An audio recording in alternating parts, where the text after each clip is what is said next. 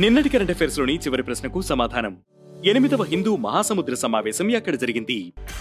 ఒమన్లోని మస్కట్లో 8వ హిందూ మహాసముద్ర సమావేశం జరిగింది. భారతదేశం, సింగపూర్, ఒమన్ దేశాలు ఈ సమావేశంలో పాల్గొన్నాయి. ప్రతి ఏటా ఈ సమావేశాన్ని నిర్వహించి ఆయా దేశాల నేతలు, అధికారులు, ప్రైవేట్ రంగ ప్రతినిధులు హిందూ మహాసముద్రంలో ప్రాంతీయ సహకారంపై చర్చిస్తారు. ఇక మొదటిది, ఢిల్లీ సీఎంగా ప్రమాణ స్వీకారం చేసిన రేఖా గుప్తా.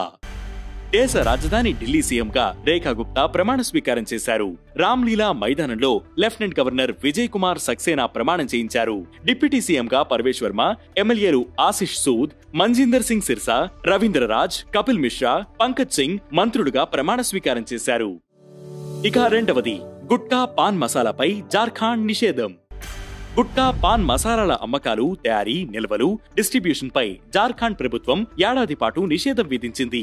ఈ మేరకు health and family welfare department నోటీసులు జారీ చేసింది. ప్రభుత్వ ఉత్తర్వుల్ని కాదని ఎవరైనా గుట్కా పాన్ మసాలాలు అమ్మినా, తయారు చేసినా చట్టపరంగా కఠిన శిక్ష ఎదుర్కోవాల్సి ఉంటుందని హెచ్చరించింది.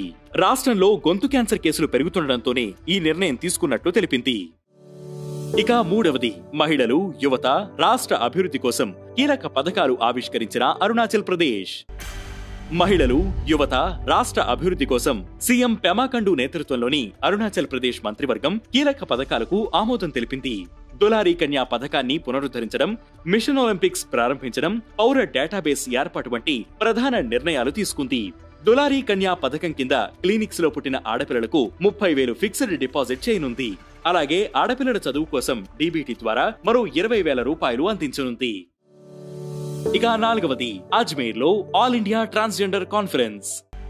అజ్మేర్ ట్రాన్స్జెండర్ కమ్యూనిటీ ఆధ్వర్యంలో వైశాలి నగర్ లోని ప్రైవేట్ స్కూల్లో ఇండియాలోనే తొలిసారి ఆల్ ఇండియా ట్రాన్స్జెండర్ కాన్ఫరెన్స్ జరుగుతోంది.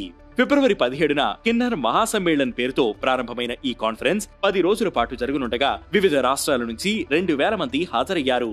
దేశంలో ట్రాన్స్జెండర్లు ఎదుర్కొంటున్న సమస్యలు, వారి హక్కులు, కమ్యూనిటీ ట్రెడిషన్స్ గురించి ఇక్కడ చర్చించారు. ఇక ఐదవది, మను బాకర్ కు BBC Indian sports women of the year 2024 award. Shooter, olympic పతక విజేత మను బాకర్ కు BBC India sports women of the year 2024 award లభించింది.